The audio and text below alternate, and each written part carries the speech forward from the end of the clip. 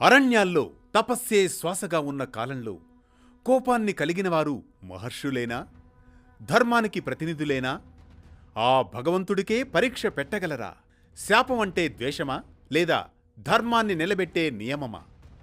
ఈ ప్రశ్నలకు సమాధానంగా సాగే అనగనగాలోని నేటి మేటి కథనమే శాపం కాదు శాసనం, భృగు మహర్షి జీవన తత్వం.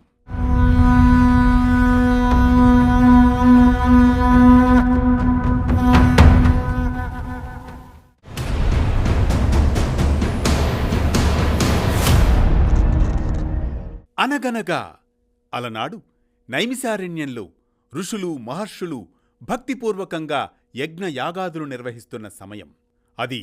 మానవులు దేవతలు ఋషులు నేరుగా పరస్పరం సంభాషించే కాలం. ధర్మానికి కేంద్రంగా తపస్సు జరుగుతూ ఉంటుంది. భృగు మహర్షి బ్రహ్మ మానసపుత్రుల్లో ఒకరు. వేద విజ్ఞానం, తపస్సు, తత్వచింతనకు ఆయన ప్రతీక. భృగువంశానికి ఆదిపురుషుడు. సతి ఖ్యాతి కుమారుడు శుక్రాచార్యుడు. 3 లోకాల్లో నిర్భయ సత్యవక్తగా ప్రసిద్ధుడు భృగు మహర్షి. దేవతలైనా అసురులైనా ధర్మానికి విరుద్ధంగా నడిస్తే నిర్భయంగా ప్రశ్నించే మహర్షి భృగు. అలనాడు నైమిసారణ్యంలో యాగాగ్ని జ్వాలలు ఆకాశాన్ని తాకుతూ ఉన్నాయి.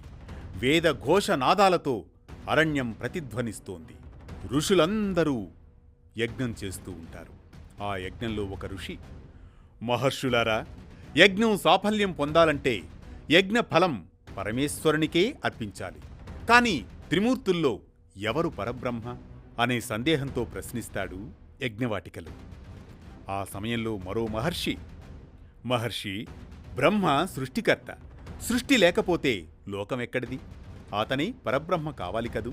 కాదు కాదు, విష్ణువే లోకపాలకుడు. స్థితి లేకుండా సృష్టి నిలవదు.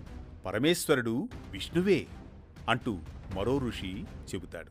అందుకు ఇంకో ఋషి, లయం లేకుండా సృష్టి స్థితి పూర్తి కావు. మహాదేవుడే పరమ సత్యం, ఆయనకే ఈ యజ్ఞఫలం దక్కాలి అంటూ చెబుతాడు మరో ఋషి. ఇలా ఋషులందరి మధ్య ఆ యజ్ఞవాటికలో వాదాలు పెరుగుతాయి. మౌనం అలముకుంటుంది.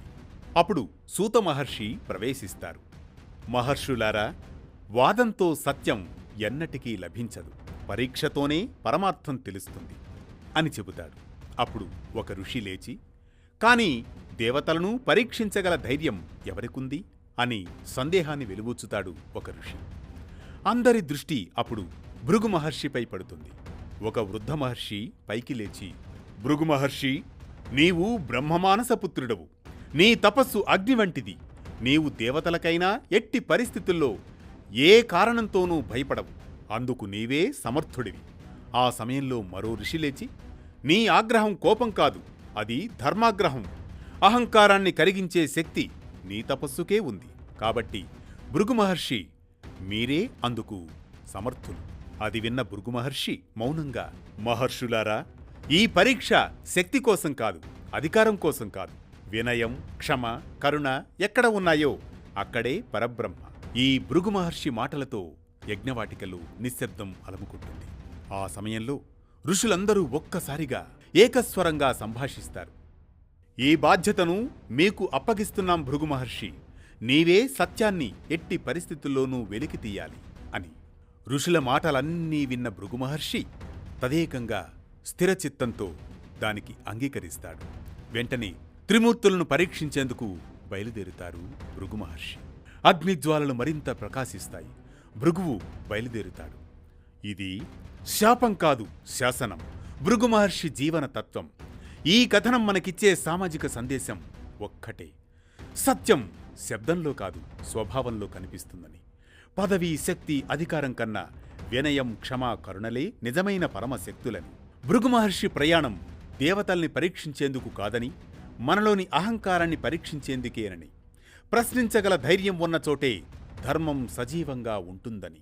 ఈ యుగంలోనూ అధికారానికి తలవంచక సత్యానికి నిలబడగలిగితే అదే నిజమైన భక్తి, అదే పరబ్రహ్మకు అర్పించిన యజ్ఞ ఫలమని. ప్రతినిత్యం ఓ పురాణ కథనం, సూటిగా, స్ఫూర్తిమంతంగా, సామాజిక సందేశంగా.